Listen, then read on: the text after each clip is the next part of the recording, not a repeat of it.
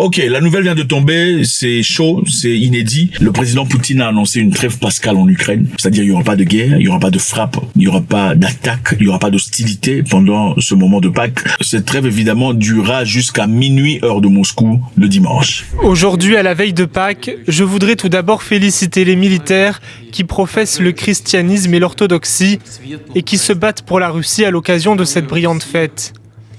Je félicite tous ceux qui, dans notre pays et dans le monde, célèbrent, honorent et respectent ce jour. Guidés par des considérations humanitaires, la partie russe déclare une trêve pascale de ce soir 18h à minuit dans la nuit de dimanche à lundi. J'ordonne que toutes les actions militaires cessent pendant cette période. Nous supposons que la partie ukrainienne suivra notre exemple. Il s'agirait de la plus importante pause dans les combats depuis 3 ans. L'ordre de Poutine à court terme donné aux troupes russes de cesser toute activité de combat, un ordre que l'Ukraine n'a pas encore annoncé si elle respecterait ou pas.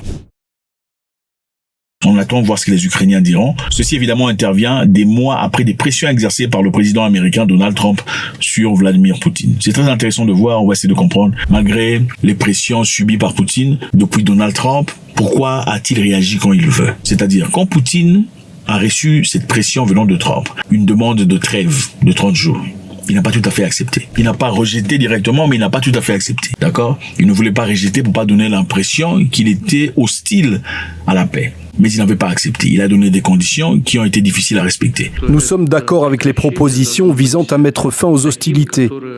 Mais nous pensons que cet arrêt doit être un arrêt qui mène à une paix durable et qui s'attaque aux causes profondes de cette crise.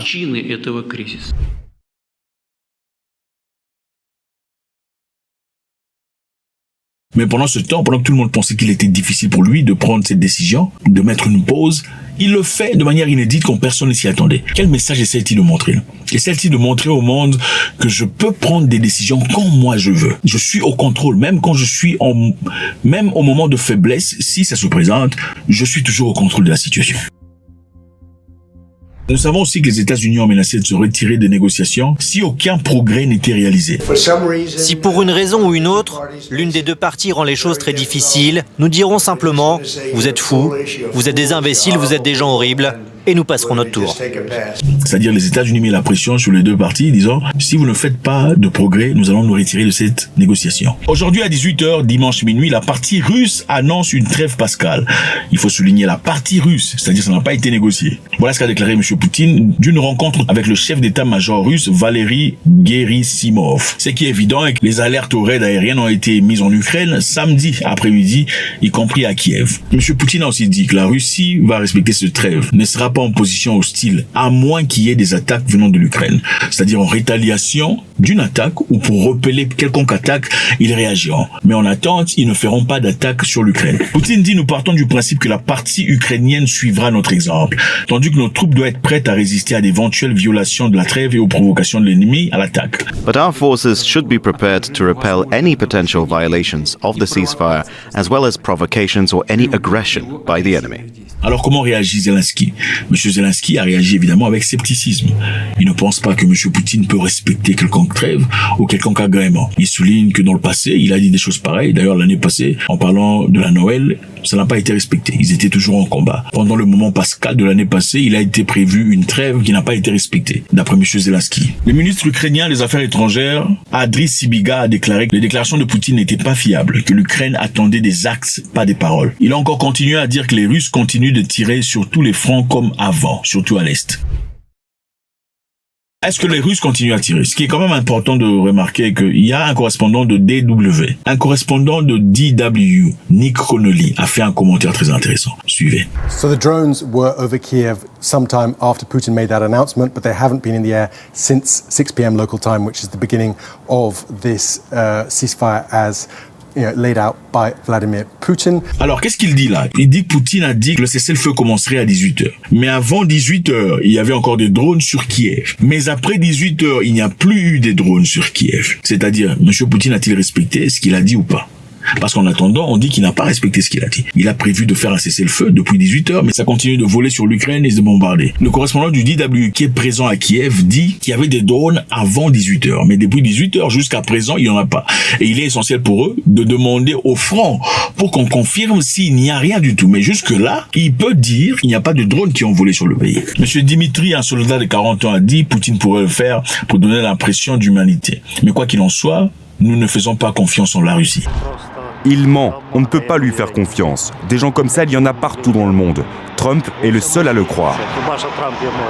Zelensky dit ces 30 heures ne mèneront à rien. Je ne vois aucun résultat. Les massacres de nos peuples continueront à 100%. Il faudra aussi signaler que la Russie et l'Ukraine ont également procédé samedi à un important échange de prisonniers de guerre. Chaque camp affirmant avoir restitué plus de 240 militaires. Bon, on va essayer d'examiner un peu.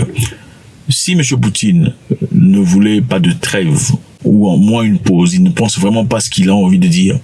Parce que des fois, on peut dire des choses qu'on ne pense pas. Voudrait-il, dans ce cas, échanger des militaires pour aller fêter leur fête de Pâques à la maison? 240. Point d'interrogation. Supposez qu'il le ferait. Pourquoi, dans ce cas, les Ukrainiens continuent à se plaindre? Ils disent que Poutine aurait ordonné une trêve pascale, mais apparemment sur le terrain, elle n'est pas respectée. Zelensky a déclaré que les attaques de drones étaient en cours juste avant le début de l'ordre de Poutine. Juste avant le début, mais pas après l'ordre. C'est un peu... on ne sait pas. Il y a plusieurs questions à se poser ici, les amis. La première question, pourquoi M. Poutine a fait ça? Aurait-il fait ça pour donner une bonne impression aux yeux du monde? C'est-à-dire montrer aux gens que moi, je n'ai aucun problème. En fait, c'est lui le problème. Regardez, j'ai initié une trêve pour cette fête de Pâques, pour que les gens, évidemment, passent du temps en famille et se relaxent, sans avoir inquiétude. Numéro 2. M. Poutine aurait-il malicieusement annoncer cette trêve pour pousser les Ukrainiens à se réunir? Étant chrétiens, pour la plupart, ils se réunissent pendant cette fête de Pâques. Et ce serait une belle opportunité pour jeter des bombes et les détruire. Ceci, évidemment, est une question que beaucoup d'Ukrainiens se posaient. Et manifestement, la raison pour laquelle ils ne font pas confiance à M. Poutine. Voilà pourquoi beaucoup de militaires ne sont pas réunis religieusement pour prier, pour pas qu'il soit une cible. Maintenant, la question reste, si M. Poutine voulait évidemment faire des cibles dans ce cadre-là, pourquoi il n'y a pas eu de bombardement dont on peut reconnaître, évidemment, si on avait, on aurait entendu parler, on aurait vu des vidéos. Numéro 3, pourquoi y a-t-il une trêve? Est-ce parce que M. Poutine veut gagner la sympathie des chrétiens en Russie et en Ukraine? Nous savons que les deux pays sont prédominants chrétiens et orthodoxes. En mettant une pause à cette guerre, c'est une façon évidente de dire, moi, je suis quelqu'un de bien, moi, ok, j'ai de l'humanité. Je voudrais que vous passiez un moment spirituel et familial, agréable. Ce n'est qu'une stratégie, évidemment, de propagande. On essaie de comprendre. Ou M. Poutine l'a vraiment fait parce qu'il est vraiment chrétien dans son cœur et pense vraiment qu'il faudrait prendre une pause. Pâques est le jour de la victoire. Nous savons qu'il existe un jour de la victoire dans la guerre. Mais Pâques est le jour de la victoire contre l'ennemi le plus terrible, le diable et les forces du mal.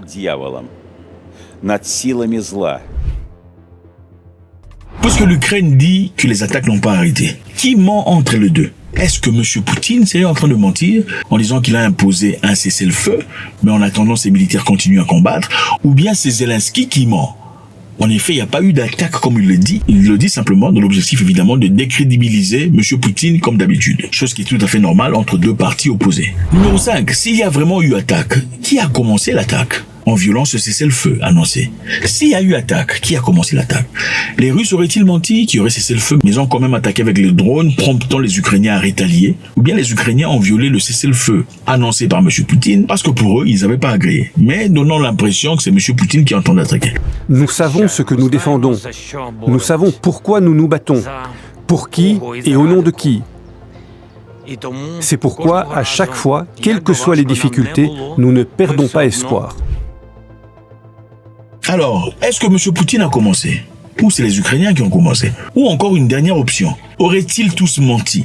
Pendant qu'ils disent qu'il y a cessé le feu, Poutine a quand même attaqué, l'Ukraine a aussi attaqué. En attendant, les amis, nous savons que Donald Trump a fait une promesse qu'il finirait cette guerre en 24 heures. Cette démarche est très difficile. Encore une fois, les plus grandes questions restent celles-ci. M. Poutine aurait-il été assez gentil avec Trump pour donner l'impression qu'il n'avait aucun problème à une résolution de paix, mais tout en voulant, évidemment, continuer à faire ce qu'il a envie de faire? M. Trump est-il en train de réaliser qu'il n'est pas aussi puissant qu'il l'anticipait avant d'entamer cette négociation de guerre? Vladimir Poutine vient de sortir des informations bouleversantes. Personne ne s'y attendait. C'est choquant.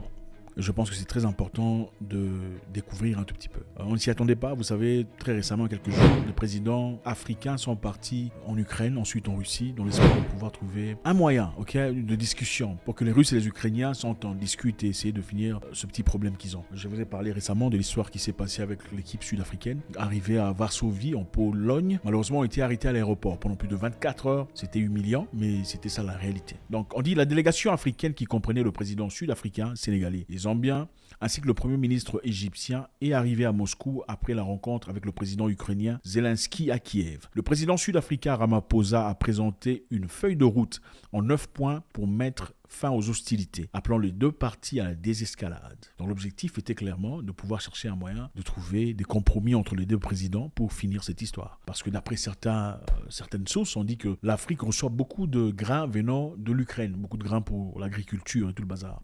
Et malheureusement, beaucoup de pays africains, d'après ces sources, seraient en difficulté pour l'instant sur le plan alimentaire à cause de ces grains qui ne sont pas accessibles, bloqués par Moscou.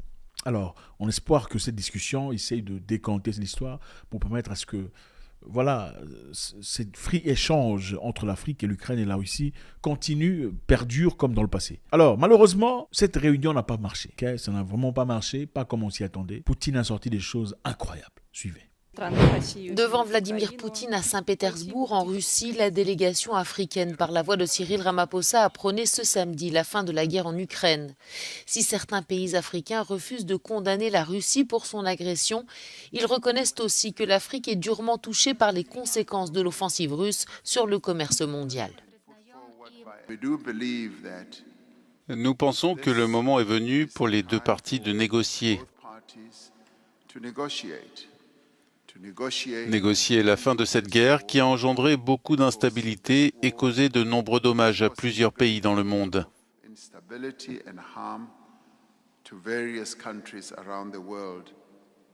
En tant que pays africains, nous ressentons l'impact de cette guerre.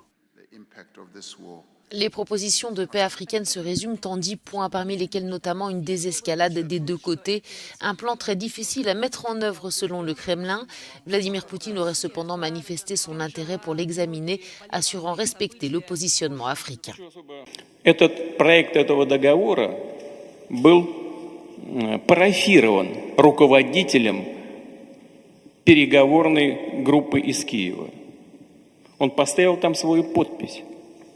Вот он. Он есть. Он так и называется. Договор о постоянном нейтралитете и гарантиях безопасности Украины. Именно о гарантиях, о которых вы сказали, уважаемый друг и президент Южноафриканской Республики. 18 статей. Более того, к нему есть еще и приложение. Они, знаете, сейчас даже не буду об этом говорить, они касаются и вооруженных сил, касаются других вещей. Все прописано до единиц боевой техники и до личного состава вооруженных сил. Вот этот документ. И он парафирован киевской делегацией. Подпись стоит. Но после того, как мы, как и обещали, отвели войска от Киева, киевские власти, как обычно, делают их хозяева, выбросили это все на свалку истории. Скажем так аккуратно и постараюсь интеллигентно выражаться. La délégation africaine est arrivée en Russie au lendemain d'un déplacement à Kiev, en Ukraine, où ses membres ont eu, selon la présidence africaine, des discussions constructives avec le président Volodymyr Zelensky. Ce dernier a toutefois opposé une fin de non-recevoir à leurs propositions. Les dirigeants africains et russes ont par ailleurs affirmé leur volonté politique de poursuivre le dialogue. Un sommet Russie-Afrique est prévu fin juillet à Saint-Pétersbourg. Vladimir Poutine montre à tout le monde un document signé par l'Ukraine en Turquie, l'année passée déjà. Au début de la guerre, le document a été signé, ils ont eu des accords, ils se sont discutés. Il fallait que l'Ukraine, en effet, respecte certains éléments pour que la Russie respecte certains éléments. La Russie retire ses troupes de Kiev. Vous vous souvenez, à un moment, les troupes russes étaient déjà autour de Kiev, n'est-ce pas? Ils étaient déjà autour de la ville de Kiev. Et de manière très bizarre, on a entendu dire qu'il s'est retiré de Kiev. Et beaucoup de personnes disaient, c'est un retrait stratégique, n'est-ce pas? Vous vous en souvenez? Retrait stratégique. Certains médias disaient, les Russes avaient peur, signé en secret, en tout cas en confidence entre la Russie et l'Ukraine, disant que les Russes devraient retirer leurs troupes. C'était en mesure de bonne volonté, de bonne foi. Ok? Poutine a montré pour la première fois, par de bonne foi, nous allons retirer nos militaires. Comme ça, vous allez commencer à agréer et faire votre part du contrat. Mais d'après lui, malheureusement, les Ukrainiens n'ont pas respecté cette partie du contrat. Et ça a été oublié, c'était la guerre. Maintenant, on va voir un peu qu'est-ce qui a été dit. À Saint-Pétersbourg, Poutine a montré pour la première fois les projets de documents qui étaient discutés par les émissaires russes et ukrainiens en Turquie, il y a un an. Signé par l'Ukraine l'année dernière en Turquie, selon Poutine, le document intitulé « Traité sur les garanties permanentes de la neutralité de sécurité pour l'Ukraine » avait été signé par la délégation ukrainienne. Le projet stipule que l'Ukraine doit inscrire la neutralité permanente dans sa constitution. La Russie, les États-Unis, la Grande-Bretagne, la Chine et la France sont répertoriés comme garants. S'exprimant samedi, Poutine a déclaré que l'Ukraine était responsable du sabotage des négociations. Après avoir retiré les troupes de Kiev, comme nous l'avions promis, les autorités de Kiev avaient jeté le projet de traité dans la poubelle de l'histoire, a-t-il déclaré. Où sont les garanties qu'ils ne renonceront pas aux accords à l'avenir ? Dit Poutine. Cependant, même dans cette circonstance, nous n'avons jamais refusé de mener des négociations. Donc il dit, où sont les garanties s'ils ont rejeté ce qui s'est passé dans le passé, les accords du passé? Alors, on va un peu voir qu'est-ce qui s'est passé. Pourquoi est-ce que Kiev a changé de Kazakh? Qu'est-ce qui s'est passé en réalité? En réalité, l'Ukraine était prête à négocier. Ils avaient déjà négocié et signé un papier. Mais qu'est-ce qui s'est passé? Je ne sais pas si vous vous en souvenez. Il y avait la présence de Boris Johnson qui est parti faire un voyage à Kiev. Vous vous en souvenez? Boris Johnson à Kiev. Les gens vous étaient curieux de savoir ce qui se passait. Beaucoup pensaient que c'était par soutien. Ils voulaient soutenir l'Ukraine, juste passer son soutien. Mais en réalité, ce n'est pas ça. Il y avait Boris Johnson, suivi de Nancy Pelosi des États-Unis, ensuite Anthony Blinken et Ursula von der Leyen. Et d'après ces sources, on dit que ces personnes sont passées là-bas. Et après leur départ, l'Ukraine s'est mise à faire la guerre. A dit, désolé, on va plus de négociations, on va commencer la guerre. Est-ce que ce serait fou de penser que la présence de Boris Johnson, Nancy Pelosi, Anthony Blinken, Ursula von der Leyen aurait influencé la décision de l'Ukraine, qui déjà était perdant en ce moment-là, parce que les troupes russes étaient à la porte de Kiev. Peu après, on a vu le président ukrainien demander l'arsenal venant de l'Europe. Et l'Europe a commencé à envoyer des armes. Est-ce qu'on peut finalement dire que leur présence était justement pour discuter, disant non, il ne faut pas céder, il faut continuer la guerre jusqu'à la fin? Bon, on sait déjà que la guerre bénéficie à beaucoup de personnes, c'est clair. Il y a beaucoup d'entreprises qui se font beaucoup d'argent à travers la guerre. La guerre, c'est du business. Depuis la nuit des temps, c'est du business. Je vous rappelle qu'à la Deuxième Guerre mondiale, il y a une entreprise dont je ne dirai pas le nom ici. C'est une entreprise qui est très connue, même par vous, qui a financé et les Américains et les Allemands. Oui, cette entreprise a financé les Américains et les Allemands en même temps. Peu importe qui gagne, lui il est gagnant. Mais bon, ces entreprises-là ne sont jamais mises devant la justice. Donc ce qui est clair ici, c'est quoi? Les armes envoyées en Ukraine ne sont pas gratuites. Ce sont des armes, on a envoyé ici combien? C'était 20 milliards de dollars en valeur d'armement. Ce n'est pas gratuit. Les Ukrainiens devront payer ça. Et ces armes-là ne seront pas payées à un pays, ça sera payé dans des entreprises privées. Ce sont des entreprises privées qui produisent les armes qu'on vend au pays. Ce ne sont pas les pays qui vendent les armes. C'est-à-dire, les politiciens du pays qui ont envoyé les armes ont reçu de l'argent venant de ces entreprises avant de devenir le politicien qu'il est aujourd'hui. Alors, pour envoyer l'ascenseur, il va vendre des armes, exiger à sa constitution ou exiger à son parlement de voter une loi pour que les armes partent. Pour que finalement, l'entreprise qui vend les armes en bénéficie. Vous comprenez un peu? Il y a beaucoup d'entreprises. Il y a Boeing, il y a Lockheed Martin, il y a Raytheon, il y en a plein. Toute une liste d'entreprises qui se font des milliards de dollars depuis le début de la guerre.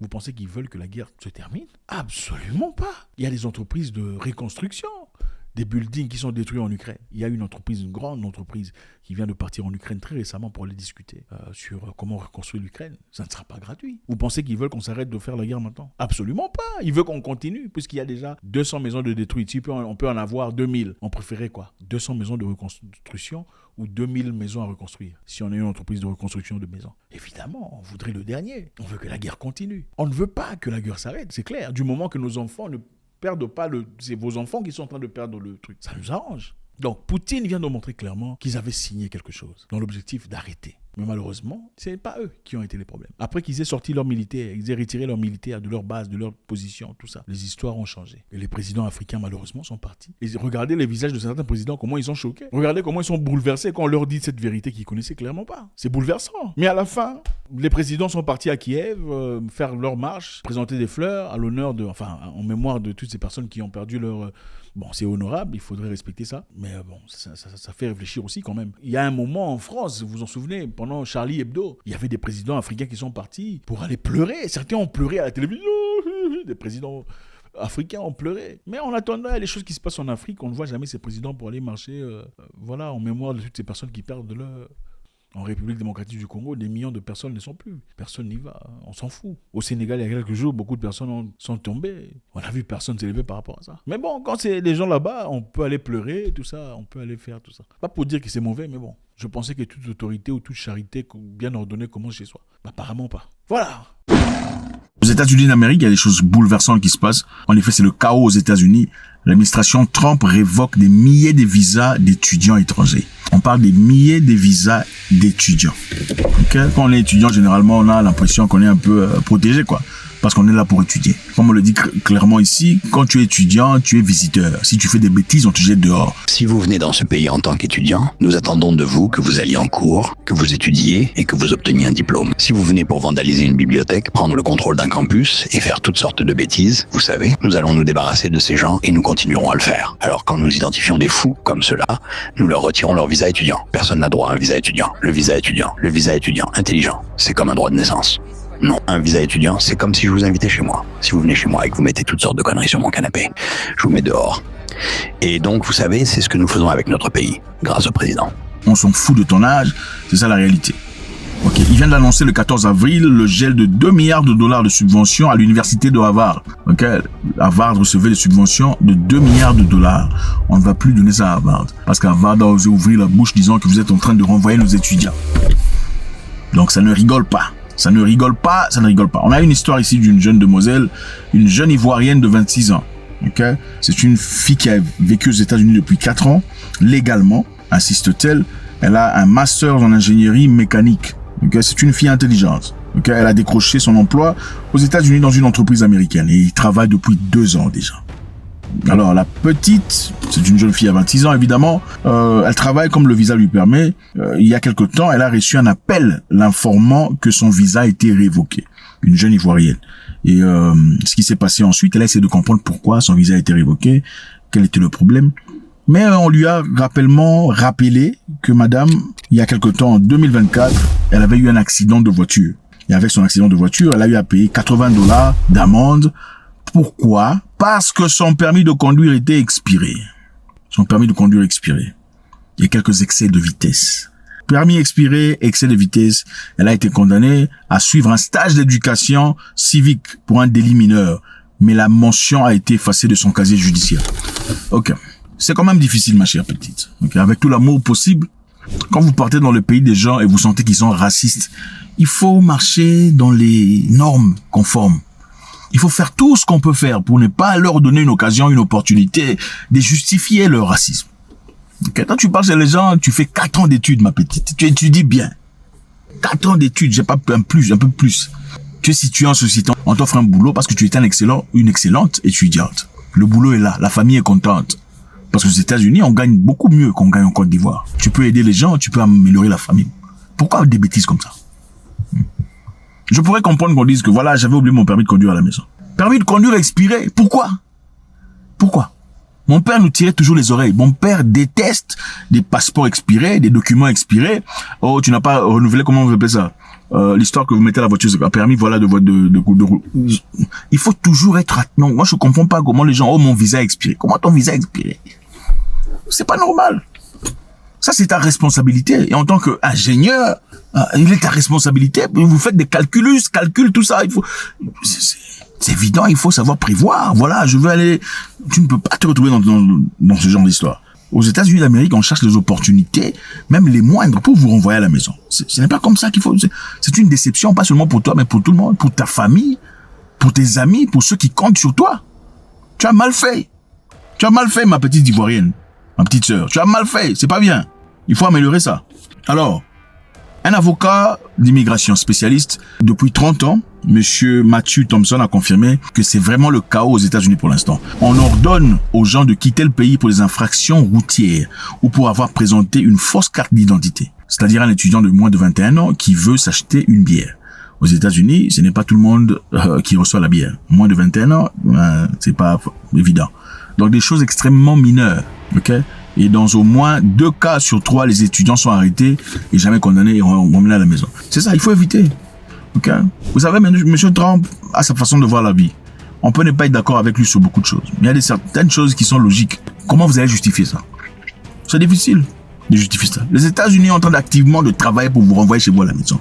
Je sais que beaucoup n'aiment pas chez eux, mais c'est comme ça. Fini Mbeng. Oh, créez Mbeng à la maison. L'argent là que vous dépensez pour partir, il faut créer Mbeng à la maison, créer la lumière parce que beaucoup partent pour la lumière, les Champs-Élysées, créer les Champs-Élysées dans votre quartier maintenant. C'est ça, il faut mettre le lit, acheter un bon lit, une belle télévision, mettez la peinture, améliorer la maison. C'est un défi. C'est un défi bien relevé et bien recueilli par madame la présidente du Namibie. Ok, ça ne rigole pas. En Namibie, la présidente vient d'annoncer son intention d'expulser 500 ressortissants américains résidant dans le pays sans visa valide suite au changement politique de l'immigration. Ils viennent de changer leur immigration. Ok, leur politique étrangère vient de changer. 500 Américains qui avaient pensé qu'il y aurait 500 Américains vivant illégalement chez les gens. C'est ça.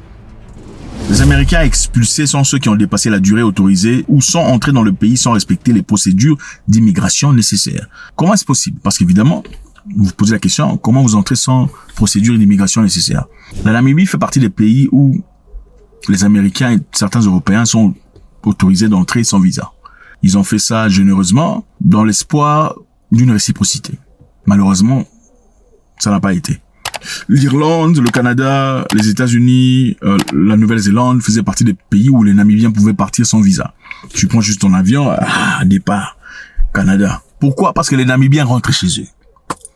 Les Namibiens, quand ils vont, ils rentrent. Ils sont pas comme vous, oh non, je viens, campagne évangélique. On te donne le visa parce que tu es chrétien. Campagne évangélique là-bas, tu fuis. Oh, je suis persécuté. Putain, tu es persécuté. Tu es persécuté où?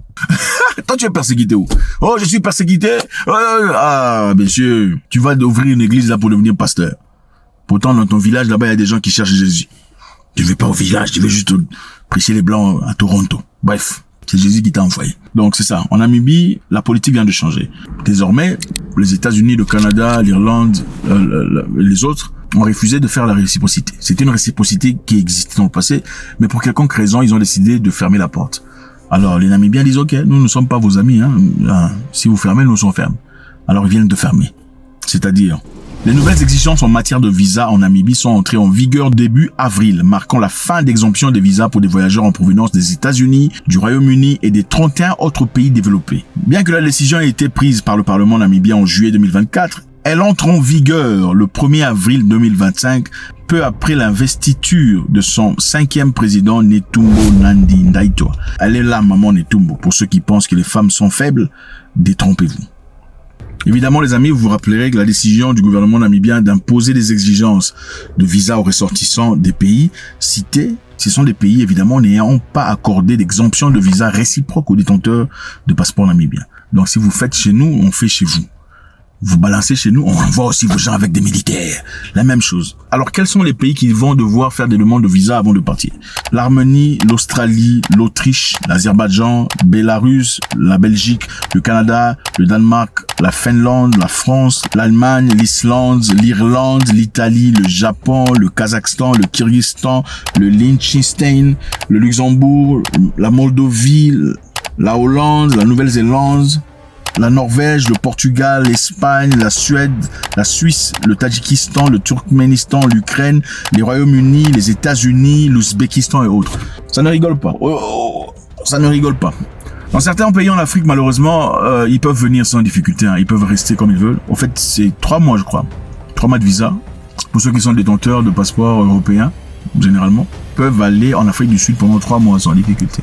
L'Afrique du Sud, malheureusement, ne peut pas faire autant. Ils ne peuvent pas aller en Europe sans visa. Je sais pas pourquoi ils font ça, mais bon. Voilà ce que c'est. Donc, ça ne rigole pas en Namibie. Donc, réciprocité en Namibie, c'est fait. 500 Américains seront embarqués. On va les jeter aux États-Unis d'Amérique. Je pense que c'est important. Je pense que M. Trump aussi va acclamer parce que ce qu'il applique ici, il doit être appliqué de l'autre côté. Ok? Avez-vous vu les vidéos de Hermès, Gucci, Louis Vuitton, Versace? Vous avez vu les vidéos? Ouais. Évidemment, on va en parler très rapidement pour essayer de comprendre. Je pense que c'est très essentiel, très important pour que les gens comprennent combien ils sont prisonniers dans la tête. Ok? Hermès à $100, Louis Vuitton à $37, ou en effet $145 par rapport à 35 000 ou 45 000 $ que beaucoup de personnes dépassent. Évidemment, je compte pas le nombre de personnes qui se sont senties diminuées ou sans valeur parce qu'ils n'ont pas l'opportunité ou la capacité de se procurer un Louis Vuitton ou un Gucci. La Chine instrumentalise les réseaux sociaux pour faire la guerre. Ça ne rigole plus, les fournisseurs chinois s'adressent directement à leurs clients. Les fournisseurs chinois exploitent les réseaux sociaux pour vendre des articles de luxe directement aux Américains et aux Africains. Donc on s'adresse à vous directement sans passer par qui que ce soit. Ils ont ainsi proposé des prix nettement inférieurs à ceux du commerce des détails américains. Plus de complexe d'infériorité, ça y est, c'est bon. Le même Hermès ou Gucci que Lulure machin, tout ça, Alexander McQueen qu'on peut avoir de l'autre côté, on peut aussi avoir ici à un prix moins cher. Donc il faut arrêter de faire chier les gens en disant ah tu as acheté c'est du Chine, Guangzhou, Canton. Non, c'est même tout ça là, c'est même là, tout ça là, c'est la même chose là, tout ça. Dans cette guerre instrumentalisée et puis bien saisie par les Chinois, les leggings Lululemon à $6 qui généralement coûtent $100, des Birkenstock qui coûtent cher à un prix extrêmement réduit, des sacs Birkin vendus à $38 000, mais là on peut l'avoir à $1 400. Suivez. Birkin bag at Hermes boutique will cost you $38,000. But what is the real cost out of the factory? Today, I'm going to break it down in front of you, step by step. First thing first, Hermes only use the leathers from the 3 top-level suppliers. One piece of Togo leather will cost $450. The thread is also the best top level. For each bag, the cost is $25. For one piece of bag, the hardware will cost $150. Edge oil. For each bag, it will cost $50. The interior lining for each bag, the cost will be $100. And then the cost of human resource. To finish one bag, the human resource cost will be $600. The total cost will be $1,400 for one Birkin out of factory. But why Hermes will charge you $38,000 for one bag? That's because more than 90% of the price is paid for its logo. But if you do not care about the logo, you just want the same quality, same material, you can just buy from us. Alors qu'est-ce qu'on voit ici? Le monsieur explique que ce que vous avez, en effet, c'est juste un changement de logo. Donc, de $1 400 ou $38 000. La différence, c'est quoi? C'est juste le logo. Et on explique ici carrément que tout est assemblé en Chine, selon la loi internationale. On peut pas écrire fait à Paris si ça n'a pas été fait à Paris. Il suffit d'avoir déjà assemblé votre sac ou votre produit, et à la fin, on ne fait que mettre la petite partie là qui dit fait à Paris, l'étiquette fait à Paris, allez, c'est bon, on peut mettre en vente. Et le prix évidemment est catapulté. Donc toutes ces personnalités, ces personnages qui vous donnent l'impression qu'ils sont riches avec leur sac, ça y est, c'est bon, on comprend de quoi il s'agit. Et aussi une libération pour tous ces gars-là qui ne veulent pas acheter des trucs chers à leurs copines. Voilà l'opportunité. Vous pouvez finalement leur dire, écoutez, ça vient de la Chine, tout ça, c'est du n'importe quoi, c'est une perte d'argent. Et là, c'est justifié, n'est-ce pas? Allez, pique à Nicole. La guerre est réelle, je pense que c'est une très belle opportunité. Il y a beaucoup de leçons à apprendre de cette histoire. Pourquoi la Chine a autorisé ça? Parce que naturellement, si les Américains et les autres produisent en Chine pour revendre en Europe ou aux États-Unis d'Amérique, c'est-à-dire que la Chine gagne aussi de l'argent à travers ce transfert, n'est-ce pas? Je vous donne un programme ou de la commande, vous produisez ce que je vous demande, je vous paye. Pourquoi les Chinois sont prêts à faire ça, c'est-à-dire à détruire leur propre marché? C'est parce qu'évidemment, Donald Trump a imposé des taxes ou des impôts sur les produits américains à hauteur de 125%. Pourquoi l'a-t-il fait? Trump voulait initialement chercher un moyen de mettre la pression sur tous les pays qui importent aux États-Unis d'Amérique pour objectif de ramener du boulot aux Américains. C'est-à-dire le boulot que les Chinois font naturellement. Trump voulait que ça soit fait aux États-Unis d'Amérique par des Américains. Chose qui prouve que la théorie selon laquelle on ne peut pas se suffire soi-même à tous égards. Quelquefois dans la vie, il faut accepter de perdre quelque part, ou perdre un 2 ou un 3 pour gagner un 7. Quelquefois, en cherchant à tout gagner, vous risquez de tout perdre. En réalité, la Chine a frappé. Ça, c'est la première leçon. Ne pas chercher à tout manger seul. La deuxième leçon, c'est le bullying. Le bullying, c'est être un homme menaçant, un homme dominant, et généralement dans le négatif. Quand vous menacez les gens lundi, mardi, mercredi, jeudi, vendredi, samedi, vous menacez Oscar, vous menacez Moussa, en fin de compte, vous rencontrerez un certain Moussenga qui ne sera pas menacé et qui en aura marre. Et c'est ça. Est-ce que ce que nous sommes en train de voir maintenant avec la Chine? La guerre ne s'est pas limitée sur TikTok et d'autres médias sociaux. Il y a aussi un diplomate chinois qui s'est acharné. Zheng Xinzheng a écrit sur Twitter s'attaquant à l'attachée de presse de la Maison Blanche, Caroline Leavitt, lui disant que la robe que tu portes là, madame, c'est made en Chine. C'est du Guangzhou. Donc pendant que tu racontes du bobard et des bêtises sur les Chinois, il faut t'assurer de bien t'habiller parce que ce que tu as mis là, tu es propre, n'est-ce pas? C'est nous, c'est grâce à nous. Elle a écrit, disons, accuser la Chine, c'est du business. Acheter la Chine, ça, c'est la vie. Donc, accuser la Chine, c'est du business que vous faites, en accusant la Chine de ceci et cela. Mais acheter de la Chine, ça, c'est la vie, c'est naturel, c'est bien. Donc, vous vendez ce que vous ne faites pas. Je pense que c'est important, il y a plusieurs leçons à tirer d'ici. Parmi ces leçons, s'arrêter de vous tracasser dans la vie pour des choses puériles. Ok, Hermès vendu à 34 000 euros. En réalité, la production, c'est à 600 euros ou beaucoup moins. L'histoire là, Louis Vuitton à 27 000 euros. Mais en réalité, ça ne coûte que 100. Arrêtez de vous tracasser dans la vie. Cette histoire n'apporte en rien, ne définit en rien la valeur que vous portez. Un sac rouge, sac vert, chaque Chanel, ça ne définit en rien votre valeur. Au fait, les gens veulent créer de la valeur dans des choses puériles. C'est un peu comme les Français en fait, hein, on vous donne le français en Afrique, le français africain. Quand ils sont venus en Afrique, parce que la France n'a pas beaucoup de richesse sur le plan minéral, n'est-ce pas? On va en Afrique pour créer de la valeur. On dit parler français correctement, c'est avoir de la valeur. Quand vous parlez très bien français, c'est-à-dire que vous êtes... Voilà pourquoi il y a cette culture de moquerie parmi les francophones. Ah oui, quand quelqu'un dit la pantalon ou j'ai poussé les portes, parce qu'il n'est pas autochtone francophone ou français, on s'en moque.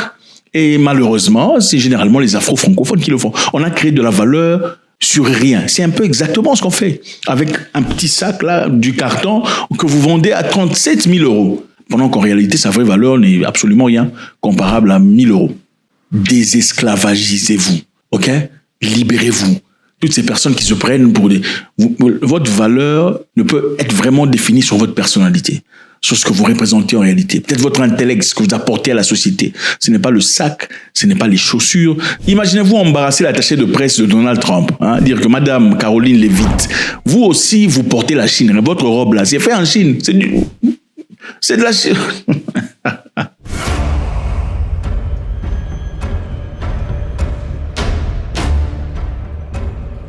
La Chine a ordonné aux compagnies aériennes de suspendre la livraison d'avions Boeing pendant cette guerre commerciale. La Chine est le plus grand importateur d'avions Boeing dans le monde. Et Boeing est une entreprise américaine. En compétition, il y a Airbus qui est européen, mais Boeing est américain. Alors les Chinois mettent des pots sur toutes les commandes de la Chine à Boeing. En effet, d'après les estimations, dans les 20 prochaines années, la Chine représentera 20% des avions dans le monde. La Chine a ordonné à ses compagnies aériennes de ne plus prendre des livraisons d'avions Boeing et ouvre un nouveau onglet en réponse à la décision américaine d'imposer des droits de douane de 145% sur les produits chinois. Alors, c'est une façon de vous dire. Trump avait commencé par 34%. Okay? L'objectif, c'était on va intimider ces gens, hein, des Shintok, enfin, fin de compte. Ils vont se plier parce qu'il est habitué à faire ça. Okay, il a imposé des taxes sur les pays sud-américains. Qu'est-ce qui s'est passé ensuite? Ils ont un peu résisté. Il a encore imposé des taxes plus grandes. Qu'est-ce qu'il a fait? Finalement, ils ont dit, nous sommes désolés, il faut enlever les taxes. Ils ont fait ce que Trump a demandé. Il y a un autre pays sud-américain, le Brésil et l'autre. Quand Trump a envoyé des gens qu'ils ont expulsés du pays, ils ont refusé de les accepter. Trump a fait des sanctions. Ils ont dit quoi? Pardonne-nous. Au Canada, ils ont fait de même. Ok? Au Mexique aussi. Donc, il est habitué à faire ça. Et quand on s'habitue, malheureusement, dans sa force, on crée une certaine mégalomanie. On s'habitue et c'est dangereux parce qu'à un moment donné, vous rencontrez une personne à hauteur de votre folie. Et les Chinois ne s'en privent pas. 145%. Les Chinois ont dit quoi? Non, on vous impose 134% et on n'ira pas plus loin. Vous pouvez mettre 2000%. Non, on ne va pas plus loin. On va seulement se focaliser sur ce qui est important. Le gouvernement chinois étudie aussi les moyens d'aider les compagnies aériennes qui louent des Boeing et qui sont confrontées à des coûts plus élevés. C'est-à-dire, il y a des entreprises privées qui louent des Boeing pour, travailler. Ce n'est pas essentiellement acheté, mais c'est en location. D'accord? Le gouvernement dit, comme nous sommes en guerre avec eux, nous allons prendre charge des coûts. C'est-à-dire, soit on va vous demander de libérer ces Boeing pour prendre un Airbus, ou on va vous donner de l'argent, comme SAP se dit, comme subvention pour vous aider à continuer à travailler. Vous voyez, un pays, c'est pas comme vos républiques bananières, là, on fait que taper les gens, fouetter les avocats, c'est impossible. La Chine a mis en pause ses commandes China Southern Airlines avait commandé 81 Boeing. Donc, c'est beaucoup de commandes pour les États-Unis d'Amérique. Et croyez-moi, autant Donald Trump venait avec force et ferveur, il est en train de faire très mal aux entreprises américaines. La frappe qui va finir les États-Unis d'Amérique. La Chine a également militarisé ses approvisionnements en terres rares, dont les exportations vers les États-Unis ont été suspendues. Donc les États-Unis, les terres rares sont importantes pour la création des avions de chasse, pour les sous-marins, pour les drones, pour les systèmes de radar, pour les systèmes de défense. Les États-Unis d'Amérique, la grande majorité en tout cas, venant de la Chine. Monsieur Trump n'est pas très impressionné. En ce moment-ci, il est en train de revoir ses propres décisions. Écoutez ce qu'il a à dire ici. I don't blame China. I don't blame Vietnam. I see them meeting today. Is that wonderful? That's a lovely meeting. They're meeting like trying to figure out how do we screw the United States of America. Alors, Xi Jinping est parti au Vietnam pour discuter avec son homologue vietnamien. Donc, quel objectif? Ça, ce sont des frappes stratégiques et totales. Il faut respecter les Chinois. Vous entendez? Il faut respecter les gens qui vous habillent. Les gens qui poussent à ce que vous voyez la télé, parce que vos télévisions, là, vos Samsung, là, sont presque toutes ensemblées là-bas. Hein, c'est juste... Ah oui.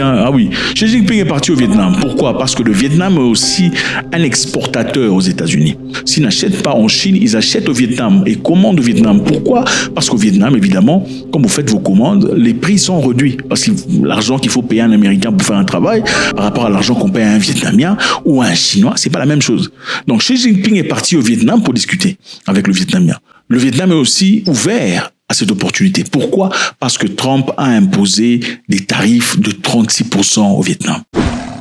Alors, quels seront les effets des tarifs douaniers américains? Il y a des gens qui m'ont posé cette question pour savoir, pour comprendre un peu. Qu'est-ce qui se passera avec les tarifs qu'a introduit Donald Trump dans le marché international? Je sais que vous êtes intelligent, vous êtes expert en économie ou peut-être en finance. Comprenez bien que tout le monde ne le soit pas. Et comme nous sommes en famille, il est important qu'on explique afin que tout le monde, en tout cas jusqu'à nos plus jeunes, nos cadets comprennent. Alors qu'est-ce qui se passe vraiment? Les tarifs douaniers. Vous entendez parler des tarifs ici et là-bas. Tout le monde est en colère. La France en colère, l'Angleterre, l'Allemagne. Tout le monde se lève. L'Afrique est en vague. L'Éthiopie, le Lesotho en pleure, en train de supplier la faveur. Alors qu'est-ce qui va se passer? Les prix vont augmenter grâce à Donald Trump. Sa logique est simple. Il veut réduire la dépendance aux produits étrangers pour emmener des emplois aux États-Unis et leur donner leur grandeur. April 2nd, 2025 will forever be remembered as the day American industry was reborn, the day America's destiny was reclaimed, and the day that we began to make America wealthy. Donald Trump veut carrément organiser les choses de sorte que les États-Unis produisent tout ce dont les États-Unis ont besoin. Et en cela faisant, il espère pouvoir enrichir les Américains et quelque part en appauvrissant un peu le reste du monde. Alors qu'est-ce qui se passera vraiment avec les tarifs douaniers? Les tarifs douaniers rendront les produits importés plus chers. Et l'argent supplémentaire viendra d'où? Ça viendra évidemment des poches des Américains. Je vous donne un exemple concret. Imaginons qu'une entreprise américaine achète de la bière au Mexique et des pièces détachées automobiles au Canada et qu'elle soit désormais soumise à des tarifs douaniers qu'elle doit payer plus cher. Alors, qu'est-ce qui va se passer? Les fabricants s'assureront de passer les coûts extra aux consommateurs. Les fabricants vont soit payer un peu plus cher ou passer le coût de plus cher aux consommateurs. Donc, pour un produit que vous payiez $100 par exemple dans le passé, désormais vous payerez $150. C'est le consommateur qui paye et le concepteur qui se protège. Bon, pour faire simple, on a élaboré une liste très simple ici de quelques produits qui deviendront chers avec les tarifs de Trump. 90% des maisons américaines sont en bois. Bizarrement, aux États-Unis, les coûts des maisons sont très élevés. Acheter une maison aux États-Unis d'Amérique, surtout cash, c'est pas facile du tout. Des maisons à $500 000, à $1 million. Regardez ça par exemple. $500 000. Et c'est en moitié en bois. Bizarre. Pendant qu'en Afrique, avec $500 000, tu peux construire 7 maisons de Villa Bella Vista. Incroyable. Regardez ça aux États-Unis et regardez ces maisons qui ne coûtent certainement pas $500 000. Mais regardez la qualité. Mais évidemment, aux États-Unis, comme on aime l'argent, c'est capitaliste, on veut se foutre la gueule de tout le monde. À $100 000, on a une maison penchée comme ça, les maisons détruites. Vous trouvez soit des maisons cassées comme ça, à $100 000. Oui, à $100 000. Ou à $100 000, vous pouvez acheter une maison pareille dans un pays comme en Afrique du Sud. Incroyable. Donc, les États-Unis d'Amérique, 90% de maisons sont faites en bois. Et avec les tarifs douaniers, les prix du bois va augmenter, les amis. Par conséquent, les prix de la maison augmentera aussi. OK? Parce que le bois américain, pour la plupart des cas, vient du Canada. Le Canada, il fait froid, n'est-ce pas? La neige et tout le bazar, mais ils produisent le bois qu'ils envoient aux États-Unis d'Amérique. Récemment, je ne sais pas si vous avez vu, Donald Trump s'est adressé au Canada de manière très condescendante. Il a même dit que le Canada devait devenir une province des États-Unis d'Amérique. Un manque de respect frénétique. Le deuxième endroit où les prix vont augmenter, ce sont les voitures. Les prix de voitures vont grimper. Trump a annoncé des tarifs de 25% sur des pièces détachées automobiles. Et ces pièces, généralement, viennent du Canada. Trump pense que cela relancera l'industrie automobile américaine. Les voitures américaines sont superbes, très puissantes, très fortes, tout le bazar. Malheureusement, est-ce comme ça qu'il faut s'y prendre? Trump a placé 25% de tarifs au Canada. Et en cela faisant, But such horrendous imbalances have devastated our industrial base and put our national security at risk. I don't blame these other countries at all for this calamity. I blame former presidents and past leaders who weren't doing their job. They let it happen, and they let it happen to an extent that nobody can even believe. En 2024, les États-Unis ont importé environ 8 millions de véhicules. 8 millions, les amis, soit 240 milliards de dollars de trade, d'échanges. C'est beaucoup d'argent. Okay? La plupart de ces fabricants dépendent fortement de la chaîne internationale. Donc des pièces automobiles, ils seront également fabriquées. Alors qu'est-ce que les experts disent? Les experts pensent que les voitures aux États-Unis augmenteront de 4 000 $ en moyenne à 10 000 $. Ok, on parle de la moyenne. De 4 000 à 10 000 $. C'est ce qui risque d'arriver si rien ne change. Les États-Unis importent 60% de leur pétrole brut du Canada. Okay? Beaucoup de personnes ne le savaient pas. Les États-Unis est un pays puissant, mais ils importent 60% de leur brut du Canada. Et le Canada est le plus grand fournisseur de carburant aux États-Unis d'Amérique. Alors, avec les droits des douanes, ceci fera évidemment grimper les prix du carburant. Et quand le carburant monte, vous savez exactement ce qui va se passer. Le prix de tout monte. Si vous êtes fanatique de Modelo ou de Corona, qui sont des boissons mexicaines, vous allez être durement touché par ce changement. Les bières mexicaines coûteront beaucoup plus cher. Donc, tout comme les canettes aussi, ça coûtera cher. À cause de l'aluminium, évidemment, qui n'est pas américain. Donc, les bières et les canettes coûteront plus cher. À cause de qui? Monsieur Donald J. Trump. Donc, vous parlez de bourbon, tequila ou le whisky italien.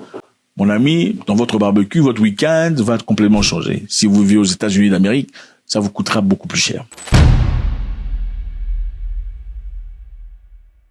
Grosserie quotidienne, ou vos achats, ou vos courses si vous préférez, ça coûtera beaucoup plus cher. Course joke grocery, c'est-à-dire achat en gros. Les avocats, les sirops de pommes coûteront beaucoup plus cher. Je sais pas si vous les Afro-Américains prenez du sirop de pommes. Enfin bref, vous êtes devenus hybrides, mais bref. Donc 90% d'avocats américains proviennent du Mexique. C'est ça la vérité. 90%. Autant les États-Unis est un grand pays, donc les amis, vous pouvez dire adieu à tous vos guacamoles dans les trucs mexicains et machin histoire. Guacamole, au revoir. Le sirop de pomme et les sirops d'érable canadiens aussi en représentent 90%. Alors pourquoi Trump fait ça? Trump évidemment pense que ces droits de douane stimuleront l'industrie manufacturière américaine, c'est-à-dire les Américains apprendront à produire localement. Et ces entreprises feront un effort pour recruter les Américains pour faire le travail que les Chinois faisaient par exemple, pour faire le travail que le Canada ou le Mexique faisait. Mais est-ce que c'est faisable? Bon, c'est tout à fait normal pour une personne qui adore les États-Unis et conservateur blanc comme Donald Trump. Il veut que ça soit américain tout en expulsant tous les Noirs et les Sud-Américains. Tout doit rester américain aux États-Unis d'Amérique. La production, la nourriture, la supply chain et tout le bazar. Mais est-ce que ça va fonctionner? Pratiquement, ça sera très difficile. Les fabricants américains ne sont pas prêts du tout à répondre à la demande. Il faut évidemment des années et du temps pour construire des chaînes d'approvisionnement à partir de zéro. Il faudra du temps pour que les Américains, les industries américaines s'adaptent à ce changement. Jusque-là, les États-Unis d'Amérique n'ont pas tout ce dont ils ont besoin pour être totalement autonomes. Ils ont besoin de carburant venant du Canada, de guacamole venant de la Mexique, des parties de voitures venant d'ailleurs, et même des jeans venant du Lesotho. Oui, leurs jeans, Calvin Klein, Huggies, tout ce que, Levi-Strauss, ça vient d'ailleurs. Donc, les fabricants américains auront du mal à s'adapter. Mais en attendant, qu'est-ce qui va se passer? C'est le consommateur qui en payera le prix. La réalité, c'est ainsi, les amis. Les droits de douane ne se limitent pas à l'épicerie ou à la pompe d'essence. Ils se répercutent sur l'économie. Les emplois sont supprimés, les entreprises ralentissent, les exploitations sont stoppées à mesure que le prix grimpe. L'inflation va s'intensifier et propager la peur et le risque d'une récession. La dernière fois que c'est arrivé, c'est en 1930. Donc, en tirant ainsi, Donald Trump s'est-il peut-être tiré une balle dans le pied? Point d'interrogation. Je vous rappelle qu'il n'y a pas très longtemps, après avoir mis des taxes sur beaucoup de pays, qui ont naturellement accepté ces taxes, pour ceux qui ont résisté un tout petit peu, ont finalement et rapidement renversé la vapeur pour faire plaisir à Trump. Trump a placé des taxes à hauteur de 34% à la Chine. Les Chinois, pour leur montrer qu'ils n'étaient pas africains ou canadiens ou français, ils ont aussi frappé les États-Unis avec les taxes à hauteur de 34%. Trump, dans son ego, était tout à fait furieux de voir quelqu'un résister finalement et rétalier. Qu'est-ce qu'il a fait? Il a frappé la Chine à 105%. La Chine a aussi répliqué à hauteur de 64%. Trump a finalement frappé à 145%. La Chine a retalié en frappant à 125%. Donc, au moment où nous parlons, Trump a frappé la Chine à 145%, la Chine a frappé Trump à 125%. Et les Chinois ont dit qu'ils n'ont pas peur.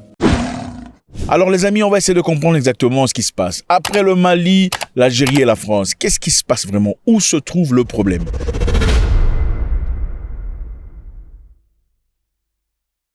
Donc, comme je disais, l'Algérie vient de refouler 12 agents français du ministère intérieur après que la France ait demandé de ne pas le faire. Pourquoi ils l'ont fait? Ils l'ont fait suite à l'arrestation de 3 ressortissants algériens en France. Pourquoi la France avait-elle arrêté ces ressortissants? La France a arrêté ces ressortissants dans le cadre d'une enquête sur l'enlèvement de Amir Boukor. Amir Boukor, c'est ce monsieur-ci qui est un influenceur sur TikTok, il a beaucoup de followers, mais c'est un fervent critique du gouvernement algérien.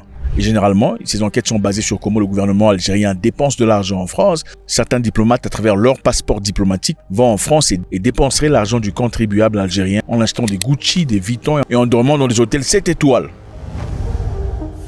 Alors évidemment, Amir Boukor aurait été enlevé par 4 personnes, dont un diplomate algérien, c'est-à-dire une personne qui travaille pour l'ambassade algérienne en France. Il faisait partie des personnes qui l'ont enlevé. Ce qui s'est passé en réalité, une voiture avec les gyrophares, apparemment une voiture policière, aurait arrêté ce Amir Boukor. Après lui avoir questionné à quelques reprises, on l'a forcé dans la voiture et on l'a emmené dans les périphéries de Paris. J'ai vu un gyrophare et il y a 4 personnes descendues de la voiture avec un brassard de police, 2 personnes avec un brassard de police orange.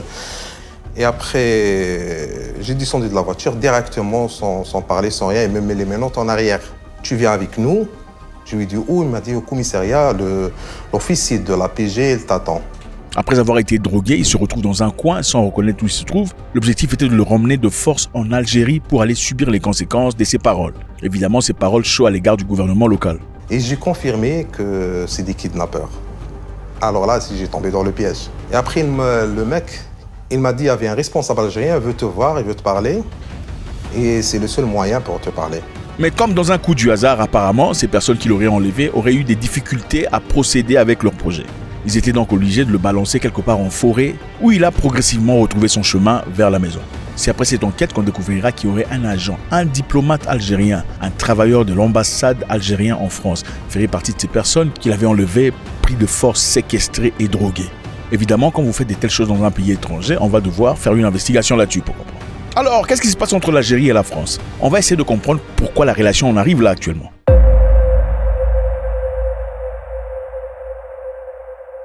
Nous voyons ici l'arrestation de l'écrivain franco-algérien Bouhlem Sansal, qui a été incarcéré pour atteinte à l'unité nationale. Un homme de 80 ans, ou à peu près, aurait fait des travaux critiques au régime algérien. Donc c'est une personne qui généralement critique à travers ses textes, le régime algérien. Dans une interview publiée en octobre dernier, Sansal avait affirmé que la France avait redessiné les frontières de l'Algérie en sa faveur pendant la période coloniale, incluant des territoires avant appartenus au Maroc. Le mois suivant, il était arrêté à son arrivée à Alger. Donc le monsieur a dit que l'Algérie aujourd'hui aurait des territoires qui appartenaient au Maroc dans le passé. C'est la France qui aurait redessiné les frontières de l'Algérie, lui octroyant ainsi des territoires qui en effet appartenaient au Maroc. Le gouvernement algérien n'était pas du tout impressionné par cela à son arrivée à Alger, puisque monsieur est franco-algérien, il avait été arrêté et incarcéré.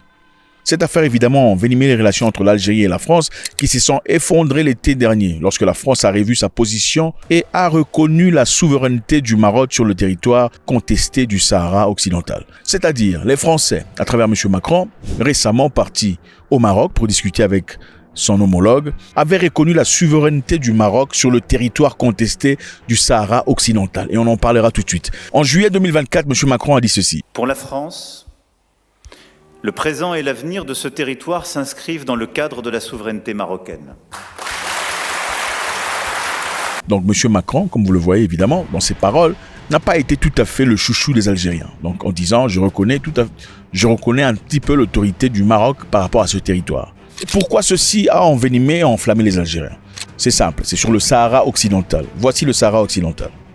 Dans l'histoire, les Sahara occidental étaient occupés par l'Espagne sous le nom de Sahara espagnol jusqu'en 1975. Le Sahara occidental figure sur la liste des territoires non autonomes des Nations Unies. Évidemment, c'est une partie de terre qui était autrefois contrôlée par les Espagnols. Et en 1975, les Espagnols cèdent le contrôle administratif du territoire au Maroc. Une guerre a ensuite éclaté entre le Maroc et le mouvement nationaliste sahraoui. le Front Polisario qui s'est autoproclamé chef légitime de la RASD avec le gouvernement d'exil. Donc le Maroc voulait réclamer ce territoire qui autrefois était géré par les Espagnols, mais les habitants sur place voulaient être autonomes. Et avec l'aide de l'Algérie, ils ont pu mener une guerre et pu farouchement résister. Donc le Maroc et l'Algérie traversent un moment difficile, ils ne s'entendent pas.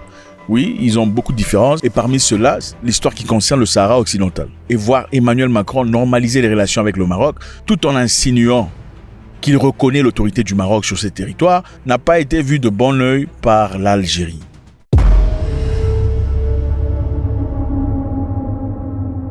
Une autre raison de se croiser le fer entre la France et l'Algérie, c'est les influenceurs. Plusieurs influenceurs algériens qui vivent en France ont récemment été interpellés pour avoir mis en ligne des contenus haineux envers la France. Voilà ce que les Français disent. Les Français pensent que plusieurs influenceurs ont dit beaucoup de choses négatives à l'égard de la France. Et parmi eux, il y avait un homme au nom de Doualem. Doualem a dit beaucoup de choses sur Internet et aurait incité des membres du gouvernement à Alger à taper sur un opposant politique, physiquement. Et la France n'a pas aimé ça. Donc quand vous vivez chez les Français, vous respectez les lois françaises. Il avait été arrêté et condamné à 5 mois de prison avec sursis après la diffusion d'une vidéo sur TikTok appelant à donner une sévère correction à un opposant du régime à Alger. Il avait été ensuite expulsé le 5 janvier en Algérie, mais les autorités algériennes l'avaient immédiatement renvoyé en France. Boualem a fait une vidéo sur TikTok demandant à ce qu'on tabasse un opposant politique en Algérie. Je ne sais pas pourquoi cette mentalité de tabasser les gens. C'est quand même assez difficile à comprendre. Alors, après avoir fait cela, les Français l'ont arrêté et on l'a condamné à 5 ans de sursis et on l'a expulsé vers l'Algérie. Évidemment, les Algériens ont renvoyé Doualem disant « La convention consulaire algéro-française de 1974 qui stipule que les autorités françaises doivent informer les autorités algériennes lors de l'arrestation et des détentions de leurs ressortissants. » De plus, Alger dénonce l'absence de protection consulaire pour Doualem et considère son expulsion comme une humiliation. C'est-à-dire, normalement, avant d'expulser quelqu'un comme ça, il faudrait recevoir un laissez-passer consulaire. Donc, la France, après avoir arrêté une personne prévue pour être expulsée, doit informer les autorités algériennes qui, dans ce cas, octroieront un document appelé laissez-passer consulaire qui permettra ensuite à ce que la personne soit rapatriée à son pays. Mais dans ce cas, la France n'a pas suivi les procédures nécessaires et a envoyé le monsieur de force à son pays. À son arrivée à Alger, les autorités algériennes ont refusé d'admettre sur le territoire, invoquant l'absence du laissez-passer consulaire.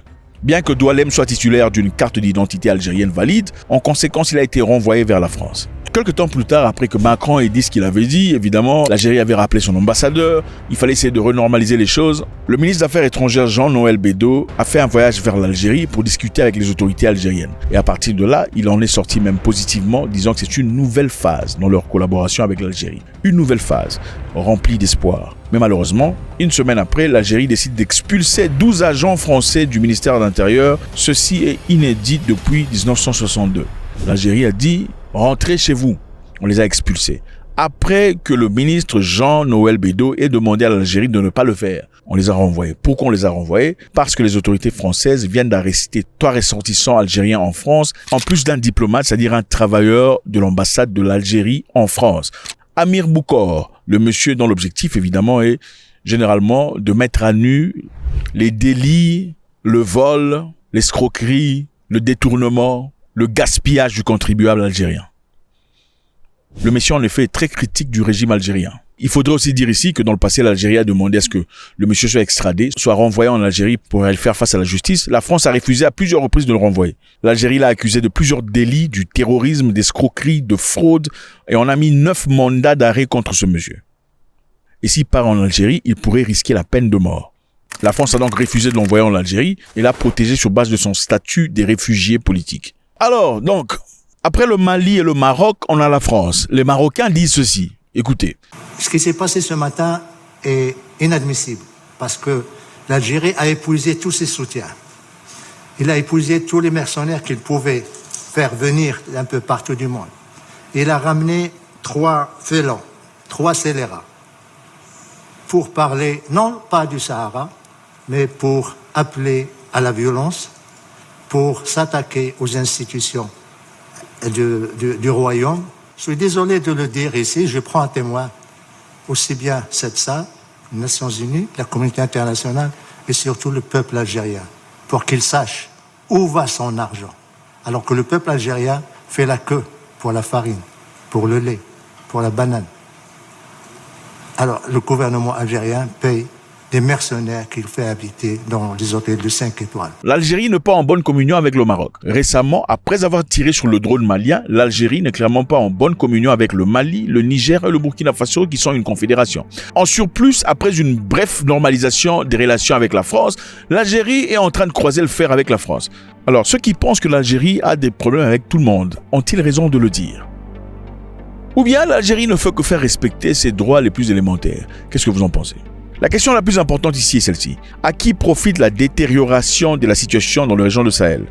Évidemment, la fragmentation sécuritaire du Sahel bénéficie d'abord aux groupes djihadistes, aux réseaux de trafic d'armes et dans une certaine mesure aux puissances étrangères. Faites-moi savoir ce que vous en pensez, c'est toujours avec beaucoup de plaisir. God bless.